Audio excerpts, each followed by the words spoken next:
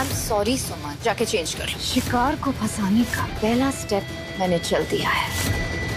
तुम प्लीज जाके नहा लो ना और चेंज भी कर लो। केटरिंग वाली लड़की तीर्थ के रूम में क्यों जा रही है?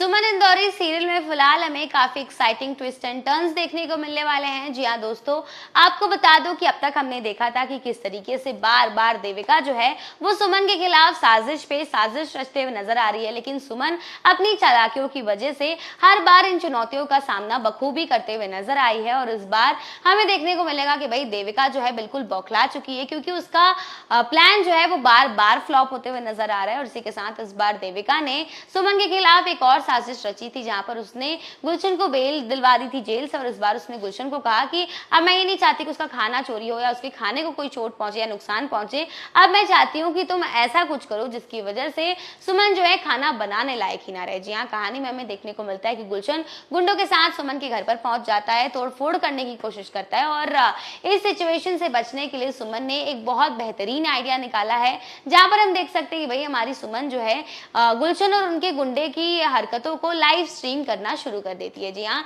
जैसे सुमन यहाँ पर लाइव शुरू करती है तो गुलशन और उसके गुंडे जो है वो घबराने लगते हैं, क्योंकि भाई उनका चेहरा जो है पूरी दुनिया वालों के सामने आ जाएगा, उनकी हरकतें सभी दुनिया वालों के सामने आ जाएंगी, तो वो कहीं भी मुंह दिखाने लायक नहीं रहेंगे। और सुमन का ये कदम जो है काफी ज्यादा चालाकी वाला होता है। ये देखकर हमें समझ में आ रहा है कि भाई हमारी सुमन जो है वो दिमागी तौर से कितनी तेज है। इसी के साथ आपको बता दूं कि कहानी में हमें देखने को मिलता है कि भाई यहाँ पर सुमन के इस चाल की वजह से इस बार गुलशन की वो इस चुनौती से बच तो गई है, लेकिन इसी के साथ यहाँ पर सुमन को पता चलता है कि भाई पूर्णा बुआ ने उसकी मां पर हाथ उठाने की कोशिश की थी, जिसकी वजह से इस बार भाई सुमन का गुस्सा पारे पर चढ़ जाता है। और यहाँ पर हमें देखने को मिल रहा है कि सुमन कितनी ज्यादा गुस्सा है, कितनी ज्यादा फ्रस्ट्रेटेड है, उसकी आंखों में आंसू हैं और गुस्सा तो उसकी आंख से साफ नजर आ रहा है। अभी उसे ऐसा देखकर लग रहा है कि भाई अगर उसके पास कोई गया या फिर कुछ उल्टी पुल्टी बातें की तो वो तुरंत के तुरंत किसी का मर्डर भी कर सकती है। और इस बार सुमन गुस्से में आकर जलते हुए तपते हुए कोयले को सीधा गुलशन के ऊपर फेंक देती है। और यहाँ पर हम देख सकते हैं कि किस तरीके से गुलशन छटपटा रहा होता है, और उससे ज्यादा कोई